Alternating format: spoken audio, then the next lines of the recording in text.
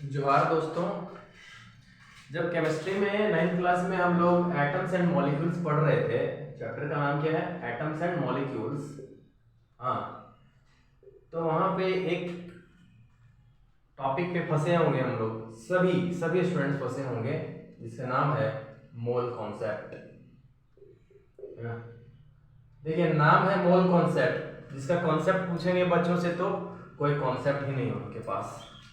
ठीक है, तो इसी कॉन्सेप्ट को क्लैरिफाई करने के लिए आज हम लोग यहाँ पे हैं। चलिए, बहुत अच्छे से आज हम लोग मोल कॉन्सेप्ट को पढ़ेंगे और समझेंगे ये है क्या।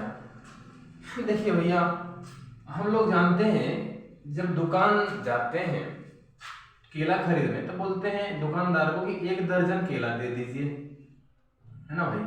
बोलते हैं 1 दर्जन केला दे दीजिए, तो वो बड़ी आसानी से समझ जाता है कि कितना केला मांग रहे हैं हम लोग। 12 केले।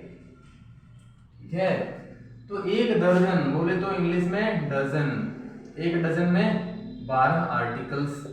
आर्टिकल्स का मतलब क्या? कुछ भी, 12 कुछ भी, 12 केला, 12 से 12 अमरूद, 12 पेन, 12 कलम, कुछ भी 12 छोड़। ठीक है, 1 डजन में कितने आते हैं? 12 आर्टिकल।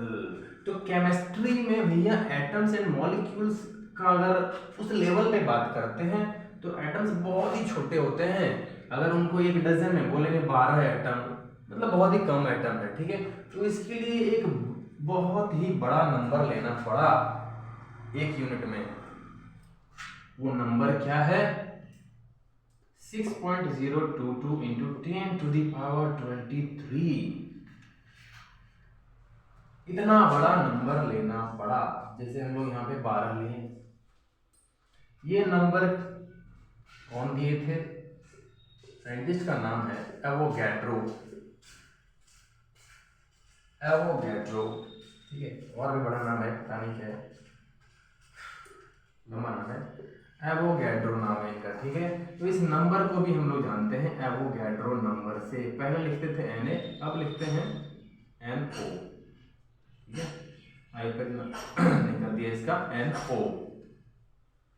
इस नंबर को बोलते हैं एवोगैड्रो नंबर। और क्या 1 दर्जन यहाँ बोल रहे हैं ना, जो यानी कि 1 डजन, उसका नाम रखें ये 1 मोल।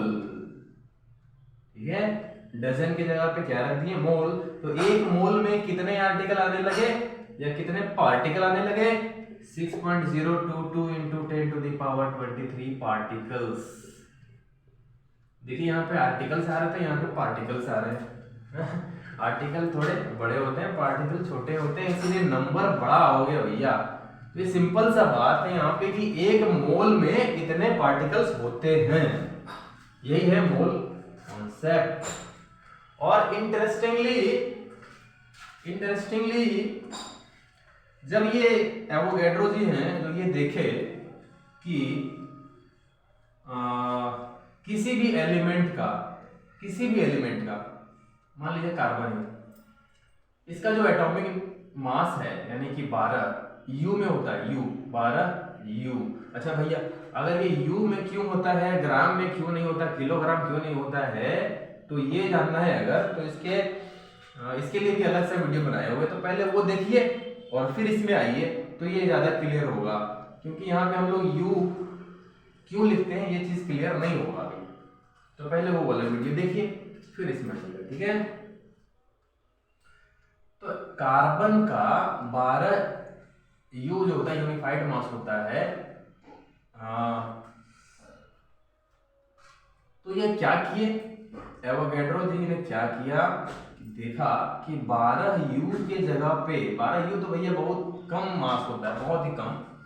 तो सोचे कि ये जो मास है 12 यू, इसको थोड़ा ज्यादा करके लेते हैं, तो 12 ग्राम करके लेते हैं। हाँ, तो कार्बन का वो 12 ग्राम लिए और वो क्या वो पाए कि 12 ग्राम में वो देखे कि 6.022 इंटू 10⁻23 एटम्स थे। हाँ, मतलब इतना ग्राम लिए कार्बन का तो इतना एटम था, और इतना एटम को क्या बोलते हैं हम लोग? 1 मोल। जैसे 12 को बोलते हैं एक डजन, उसी तरह से इतना को बोलेंगे हम लोग एक मोल, यानी कि एक मोल एटम्स थे। तो यही तो हो गए खुश। अब ये चीज जो है बाकी एलिमेंट के साथ भी लगाकर देखना चाहिए कि अगर ये चीज सक्सेस हो गया तो भैया चलिए ये चीज क्या किए, फिर वो दूसरे एलिमेंट पे लगाने का कोशिश किए। कोई भी एलिमेंट ले लीजिए, जैसे ऑक्सीजन ही हो गया। ऑक्सीजन का होता है एटॉमिक नंबर 8, इसका एटॉमिक मास होता है 16U। तो फिर वो देखे कि 16U के जगह पे अगर वो 16 ग्राम लेते हैं ऑक्सीजन का, तो इसमें भी वो देखे कि इतना ही एटम्स थे। तो चमत्कार हो गया। 16 ग्राम में हमेशा इतना ही आ रहा है, यानी कि एक मोल एटम से आ रहा है हर बार। तो ये हर एलिमेंट के साथ बाद में लगा के देखें तो सब में ये क्लियर होता चला गया। यानी कि सब एलिमेंट का अगर U के जगह पे ग्राम में लिया जाए तो उतने में एक मोल एटम ही आते हैं। ठीक है, ये चीज बोल रहा होता है क्लास 9th के एटम्स एंड मॉलिक्यूल्स चैप्टर में, मोल कॉन्सेप्ट के टॉपिक में। ये है पूरा मोल कॉन्सेप्ट। ठीक है, इससे रिलेटेड कुछ न्यूमेरिकल्स भी आते हैं जिसको हम लोग सॉल्व करते हैं एक फॉर्मूला से। वो फॉर्मूला क्या है? Number of moles is equal to given mass by molecular मास।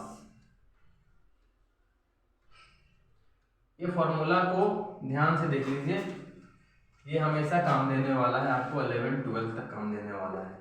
ठीक है, नंबर ऑफ मोल अगर फाइंड करना हो तो क्या होगा? Given mass by molecular mass. Example, इसका एग्जाम्पल होगा, जैसे क्वेश्चन पूछेगा कि वाटर के 54 ग्राम्स में कितने मॉलिक्यूल्स आएंगे? ठीक है, तो यहाँ पे गिवन मास क्या है? 54 ग्राम। तो नंबर ऑफ मोल्स यहाँ से फाइंड कर देंगे। नंबर ऑफ मोल्स को n से डिनोट करते हैं। n क्या हो जाएगा? गिवन मास यानी कि 54 ग्राम बाय मॉलिक्यूलर मास। मॉलिक्यूलर मास मतलब पूरे का मास निकाल देंगे। H2O के एक मॉलिक्यूल का मास वो बोल देंगे मॉलिक्यूलर मास। तो H2 का होगा, देखिए हाइड्रोजन का 1 ग्राम होता है, 1 का 2 है तो 2 ग्राम हो जाएगा, और ऑक्सीजन का 16 और 2 18 ग्राम, यानी कि 3 मोल्स। 18 3 54 ग्राम में 3 मोल्स आएंगे। ये तो हो गया फॉर्मूला से। 3 मोल्स क्या? 3 मोल्स मॉलिक्यूल्स ऑफ वाटर। 54 ग्राम में 3 मोल मॉलिक्यूल्स ऑफ वाटर होते हैं। अगर इसको हम ऐसे ही देखेंगे, ये तो फॉर्मूला से हो गया गिवन मास बाय मॉलिक्यूलर मास। ऐसे ही अगर देखेंगे तो देखिए पानी का अगर लेंगे तो ये इसका मॉलिक्यूलर मास क्या हो गया? 18U हुआ भैया, U। लेकिन इसको जब हम लोग ग्राम में लिखेंगे तो हम क्या देखते हैं कि 18 ग्राम में कितने मॉलिक्यूल्स होंगे? 1 मोल। जैसा कि मोल कॉन्सेप्ट में हम लोग पढ़े हैं, 18 ग्राम, U के जगह पे G लिख दिए, ग्राम लिख दिए, तो इसमें कितने मॉलिक्यूल्स आएंगे? 1 मोल मॉलिक्यूल्स आएंगे। ठीक है, तो है कितना? 54 ग्राम। तो ये 18 ग्राम में 1 मोल है, तो 54 ग्राम में 3 मोल होगा। यूनिटरी मेथड का बात है, खत्म कहानी। ठीक है, ये है पूरा कॉन्सेप्ट। तो वीडियो अच्छा लगा होगा तो लाइक कर दीजिए, सब्सक्राइब कर दीजिए चैनल को, और दोस्तों में भी शेयर कीजिए। धन्यवाद।